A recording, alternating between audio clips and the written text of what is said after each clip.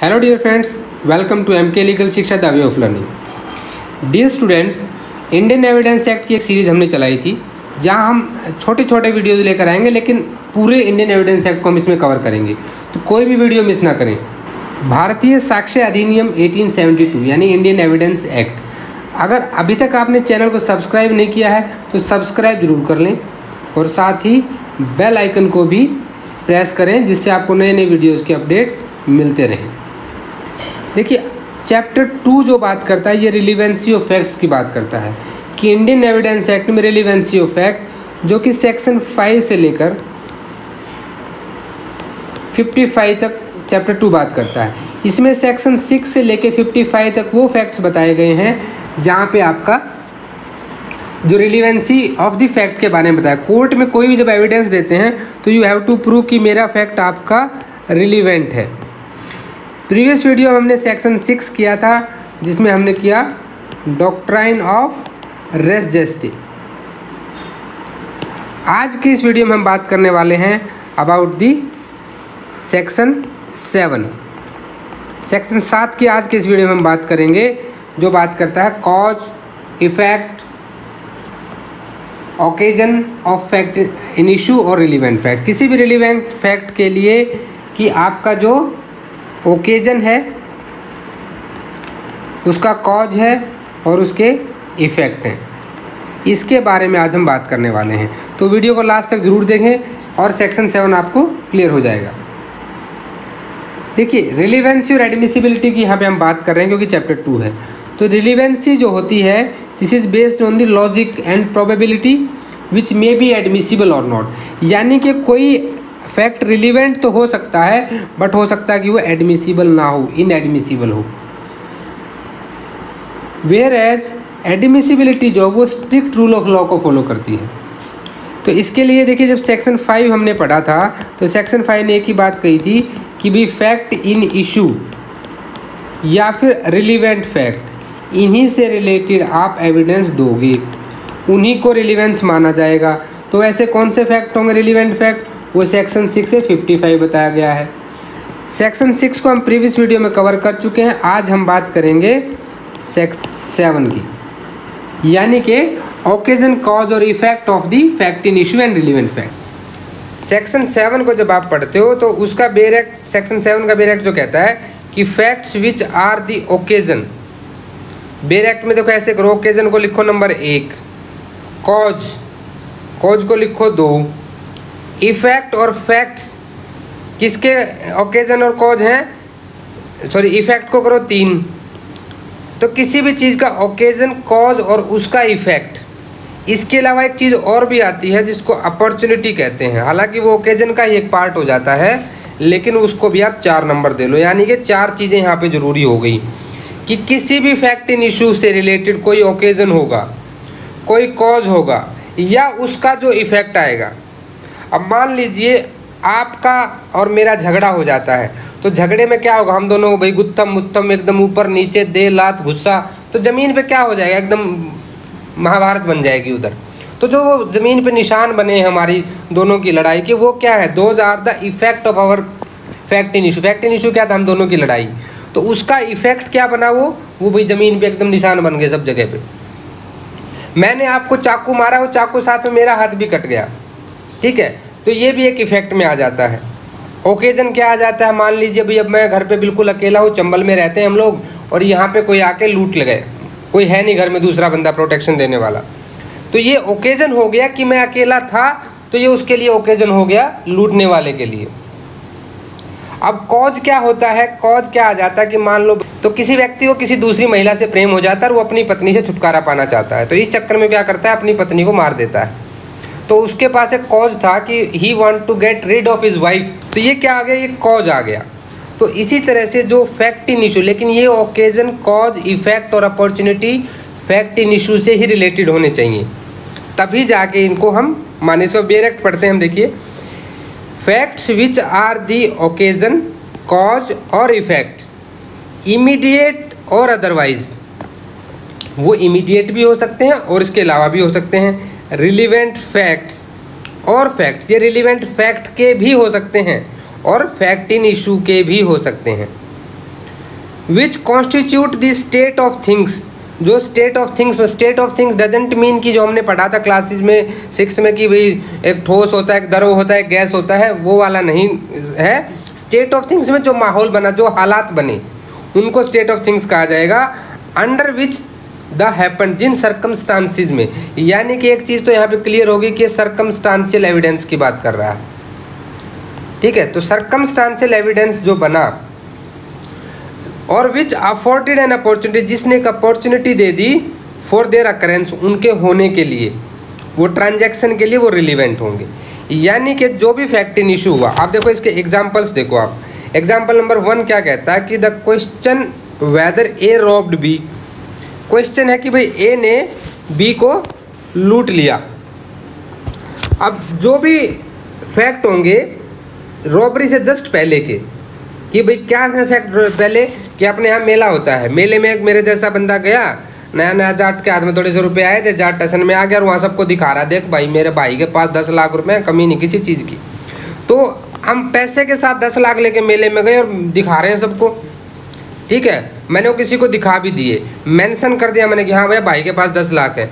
तो जो फैक्ट होगा ना, जो मैंने कि मेरे पास पैसे मैंने किसी को दिखाए, थर्ड पर्सन को, ये क्या हो जाएंगे, रिलीवेंट हो जाएंगे। क्योंकि जब आप चोरी होगी तो पुलिस वाले को क्या बताओगे कि जी वहाँ पे राणा मिला था, मैंने राणा को बताया था कि मेरे पास 10 लाख हैं। उसके बाद 3 आदमी आए, कनपट्टी में पिस्टल रखी और ले गए, ठीक है। तो ऐसे मामले में क्या होगा, वो रिलीवेंट हो जाएंगे। सेकेंड एग्जाम्पल यहाँ क्या कहता है कि वेदर ए मर्डर्ड बी, भी क्या ए ने बी को मारा, जैसे हमने अपनी लड़ाई का एग्जाम्पल जो लिया था। तो देखिए जो मार्क्स ऑन द ग्राउंड है प्रोड्यूस्ड बाय स्ट्रगल, भाई मारने से पहले जो लड़ाई हुई उसमें जो मार्क्स बन गए ग्राउंड पे, और near the place where the murder was committed. आपने देखा होगा मूवीज़ में भी हीरो और विलनों की खूब लड़ाई होती है, कभी भाई वो गाड़ी तोड़ता है, कभी टेबल तोड़ता है, कभी कुर्सी मारता है, कभी जमीन पे एकदम बुरा हाल कर देता है। तो वो सारी की सारी चीज़ें क्या है, रिलीवेंट फैक्ट हो जाएंगी वहाँ पे। अगला क्वेश्चन आ जाता है कि वेदर ए पॉइजन बी, कि भी क्या ए ने बी को पॉइजन दिया। तो देखिए पहले हम इसकी थोड़ी सी बात कर लूँ। जो मैंने एग्जांपल ए बताया आपको, ये किसकी बात कर रहा है, ये ओकेजन की बात कर रहा है। क्योंकि मेले में मैंने ओकेजन क्रिएट किया, मैं पैसे लेकर गया, मैंने किसी को दिखाया, तो ये क्या है, ये ओकेजन बना दिया मैंने, इसी वजह से लूट हुई। लेकिन जो एग्जाम्पल बी है मार्क्स ऑन द ग्राउंड, ये क्या है, ये इफेक्ट की बात करेगा। वो क्या है, वो उस घटना का इफेक्ट है। अब तीसरा आ जाता है जो बात करेगा अपॉर्चुनिटी की, कि भाई अपॉर्चुनिटी थी कि नहीं थी। अपॉर्चुनिटी कैसे थी कि क्या ए ने बी को जहर दिया। जो आपका एग्जांपल सी है कि ए ने वेदर ए पॉइजन बी, तो जो स्टेट ऑफ बीज हेल्थ है before the symptom ascribe to the poison and habits of B. अभी यहाँ पे देखिए ए को पता था कि बी भाई डेली सुबह पोहा खाता है, उस उस रेडी पे जाके पोहा खाता है, वो बड़ा पाव खाता है, कुछ और खाता है। यानी कि बी की हैबिट्स के बारे में किसको पता था, ए को पता था। तो वो उसके लिए क्या करता है, एक अपॉर्चुनिटी बन जाती है कि भाई मैं वहाँ जाऊँगा और उस पोहे में उसका मैं जहर मिला दूंगा किसी तरह। तो उसकी जो हैबिट थी बी की, वो क्या बन गई, यहाँ पे ए के लिए अपॉर्चुनिटी बन गई, ए के लिए अपॉर्चुनिटी बन जाती है। तो ये अपॉर्चुनिटी जो है for the administration of the poison, ये आपके रिलीवेंट फैक्ट्स होंगे, ठीक है। तो इसको देखिए अभी क्या है कि जब सेक्शन 7 की जिस्ट अगर आप देखेंगे, जो फैक्ट्स क्या ओकेजन क्रिएट करते हैं, ठीक है, या ऐसे फैक्ट्स जो उस फैक्ट इन इशू का कॉज दिखाते हैं, या फिर उन जो फैक्ट्स का इफेक्ट आया, वो इफेक्ट क्या होगा। जो प्रिंसिपल फैक्ट था आपका, फैक्ट इन इशू था, उसका इफेक्ट क्या आया। जैसे ए ने बी को मारा तो ग्राउंड पे मार्क्स बन गए, तो ये प्रिंसिपल फैक्ट क्या था, मर्डर बी का। तो उस प्रिंसिपल फैक्ट का इफेक्ट क्या था कि उनके बीच में जो कुछ हुआ उसकी वजह से मार्क्स बन गए थे। और चौथी चीज क्या है फैक्ट्स में, कि जो अपॉर्चुनिटी की बात उसने की यहाँ पे, क्योंकि अपॉर्चुनिटी कैसे मिली कि मुझे उसकी हैबिट्स पता थी, वो कैसे क्या करता है, वो डेली जाके मंदिर में जल पीता है भाई वहाँ पे, तो मैंने जल में जाके पानी मिला दिया। मतलब कहने के ये कि मुझे उसकी हैबिट्स की वजह से एक अपॉर्चुनिटी मिल गई।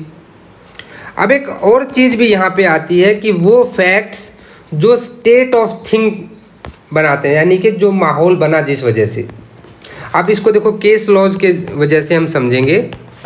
तो अगर आपको जिस्ट में समझना है तो भाई 5 तरह की चीज़ें यहाँ पे आ गई कि ऐसे फैक्ट्स का ओकेजन, उन फैक्ट्स का कॉज, उन फैक्ट्स का इफेक्ट, फैक्ट्स की अपॉर्चुनिटी और फैक्ट्स की स्टेट ऑफ थिंग जिससे फैक्ट से जनरेट हुई, ये सारी की सारी क्या होंगी, रिलीवेंट होंगी under section 7। R versus Richardson, R versus Richardson का केस था। तो देखिए यहाँ पे क्या कहा था कोर्ट ने कि जो एविडेंस है, ये सर्कमस्टांशियल एविडेंस की बात की थी इसने। तो इसने कहा था कि जो सर्कमस्टांसेस ने ओकेजन क्रिएट किया बिकॉज ऑफ हैपनिंग। यहाँ पे क्या होता है कि एक लड़की का मर्डर हो जाता है, एक गर्ल है जिसका मर्डर हो जाता है, इसके घर वाले, लड़की के घर वाले कहीं बाहर चले जाते हैं और ये लड़की अपनी कॉटेज में क्या थी, बेचारी अकेली थी। तो इस लड़की के अकेली होने की वजह से क्या करता है, वो बंदा आता है और इसका मर्डर कर देता है। तो इस गर्ल का अकेला होना घर में, ये जो है ये आपका ओकेजन क्रिएट करता है। तो आर वर्सेस रिचर्डसन में क्या बताया गया, ओकेजन बताया गया। अभी हम कॉज की बात करेंगे। तो इसके लिए बहुत इंपॉर्टेंट केस है इंडियन एयरलाइंस का। इसको याद कैसे रखना है कि आपको याद होगा मुंबई में थोड़े से टाइम पहले बंदे को शक कर लिया था इंडियन एयरलाइंस के इंजन ने, और पीछे से बस बेचारे का धुआं सा निकला था। वो इंसिडेंट बहुत भयानक इंसिडेंट था जिसमें किसी की जान चली गई थी।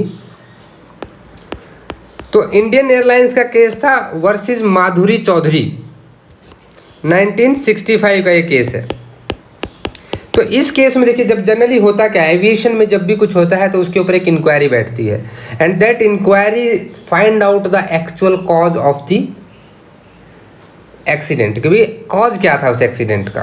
तो देखिए जो ये कॉज ऑफ एक्सीडेंट निकाला ना इंक्वायरी ने, कॉज ऑफ एक्सीडेंट जो इस केस में निकाला इंक्वायरी ने, क्योंकि इंक्वायरी हुई, इंक्वायरी के बाद भी ब्लैक बॉक्स वगैरह पढ़ा गया, सबकी स्टेटमेंट्स आरटी वगैरह सुनी गई। तो उसके बाद जो इंक्वायरी कमीशन की जो रिपोर्ट थी उसको रिलीवेंट माना गया अंडर सेक्शन 7। क्यों? क्योंकि वो क्या बताती है, कॉज बताती है। उसने यहाँ पे कॉज को बताया है। तो ये बात होगी कॉज की। अभी देखिए हम अगली बात करते हैं इफेक्ट की। देखिए जब भी कोई भी एक्ट होता है तो अपने पीछे कुछ ना कुछ इफेक्ट जरूर छोड़ के जाता है, और ऐसे इफेक्ट हैं जो कोर्ट को जजमेंट, कोर्ट के किसी भी पर्टिकुलर क्रिमिनल केस के भाई उस पर पहुंचने में हेल्प करते हैं। इवन सिविल मामलों में भी ऐसा होता है। तो यहाँ पे जो मैंने आपको पहले केस बताया था आर वर्सेस रिचर्डसन वाला, आर वर्सेस रिचर्डसन में ही इफेक्ट की बात भी की गई थी। जिस यंग गर्ल का भाई मर्डर हुआ था कॉटेज में, कॉटेज में थी वो बेचारी, और कॉटेज में अकेली होने की वजह से उसको क्या मिला, पहला तो मिला ओकेजन, ओकेजन के साथ ही उस लड़की का उसका इफेक्ट भी आया। इफेक्ट क्या आया कि जो मर्डरर उसकी कॉटेज में गया था उसके फुटप्रिंट मिले थे वहाँ। तो फुटप्रिंट्स जब वो आया आते हुए और जाते हुए, तो ये क्या थे, ये जो फुटप्रिंट्स थे उसके जूते, जो रिचर्डसन बंदा था उसका शूज से मैच किया गया और वो एग्जैक्टली उससे मैच हो गए, डायमेंशन में, शेप में, सब चीज़ों में वो मैच हो गए कि हाँ भैया उसी के जूतों के निशान हैं। तो कोर्ट ने कहा था कि ये जो है उसकी प्रेजेंस वहाँ पे, उसके जूतों का आना जाना, उसके कॉटेज में घूमना, ये उसका इफेक्ट दिखाता है।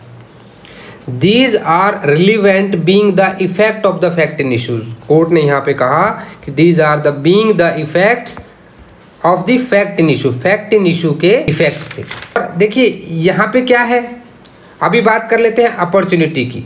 तो अपॉर्चुनिटी के लिए भी एक केस डिस्कस कर लेंगे हम। अभी हम तीनों पे के केस डिस्कस करेंगे तो आपको चीज़ें और भी क्लियर हो जाएंगी। अपॉर्चुनिटी के लिए केस जो है आपका आर वर्सेस डोनेलन, ठीक है। तो आर वर्सेस डोनेलन में क्या हुआ था कि यहाँ पॉइजन का ही केस था, जो हमारा एग्जाम्पल है ना पॉइजन वाला सी, वैसा ही है। अब इसमें भी क्या हुआ था कि उसको उसकी चीज़ें पता थी कि वो उसकी माँ, वो लड़का थोड़ा बीमार चल रहा था और उस लड़के की मदर जो है उसको डेली मेडिसिन देती थी। अब मदर डेली भाई दवाई की शीशी रखी थी, उससे डेली उसको क्या करती थी, मेडिसिन देती थी। और ये मर्डरर को ये बात पता थी, तो मर्डरर क्या करता है, उस दवाई की शीशी को एक पॉइजन की शीशी से चेंज कर देता है। और मदर क्या करती है, गुड फेथ में अपने बच्चे को क्या करती है, वो मेडिसिन के चक्कर धोखे में दे देती है कि मैं तो अपने बच्चे को मेडिसिन दे रही हूँ, और इस कोर्स में उस बंदे की डेथ हो जाती है। तो कोर्ट ने यहाँ पे कहा कि उस लड़के को दवाई देना उसकी माँ का ये उसकी एक तरह से हैबिट थी, तो ये दवाई अगर वो नहीं लेता तो क्या माँ उसको देती? नहीं देती। तो इट क्रिएट्स एन अपॉर्चुनिटी। तो यहाँ पे जो कोर्ट ने लाइन लिखी थी, the fact of the accused knowledge, ये लाइन लिखनी है आपको, इस लाइन को नोट कर लें। जो कि मेंस का क्वेश्चन आता है तो ऐसी ही लाइंस लिखी जाती हैं वहाँ पे। हम गेस कर रहे थे आर वर्सेस डोनेलन का। यहाँ पे कोर्ट ने कहा था कि the fact of the accused knowledge, accused की जो नॉलेज है ऑफ द डिजीज्ड हैबिट, जो भी बंदा मर गया उसकी हैबिट्स के बारे में उसको नॉलेज थी कि वो दवाई लेता है, it was held to be relevant as it afforded an opportunity to the accused. तो हैबिट्स जो है वो आपकी हैबिट्स के नॉलेज होना एक्यूज्ड को, वो क्या है? रिलीवेंट हो जाएगा। आज आपने सेक्शन 7 को समझा। Thanks for watching this video. देखिए चैनल को सब्सक्राइब जरूर कर लें अगर अभी तक सब्सक्राइब नहीं किया है, और मुझे पूरी उम्मीद है कि वीडियो देखने के बाद आपने सब्सक्राइब कर लिया होगा, तो कि ताकि जो फ्यूचर में वीडियोज़ आएंगे ना एविडेंस एक्ट की, वो आपसे मिस ना हो। आप mklegal6@gmail.com पर मुझे मेल भी कर सकते हैं, और साथ ही मेरे टेलीग्राम चैनल को भी ज्वाइन करें जहाँ पे बहुत सारी इन्फॉर्मेशन अवेलेबल रहती है। वीडियो को लाइक कर दें, अपने दोस्तों में शेयर भी करें। नॉलेज हमेशा शेयर करने से बढ़ता है, तो प्लीज़ शेयर करें। और आई रिक्वेस्ट कि कमेंट करना बिल्कुल ना भूलें। मुझे कमेंट करके बताएं कि आपको वीडियोज़ लगते कैसे हैं, कोई सजेशंस हैं तो मोस्ट वेलकम। अगर आपको वीडियो अच्छे नहीं लग रहे तो कम से कम डिसलाइक ही कर दें, बट वीडियो को लाइक ज़रूर करें। तो मिलते हैं नेक्स्ट वीडियो में, तब तक के लिए टेक केयर। जय हिंद, जय भारत।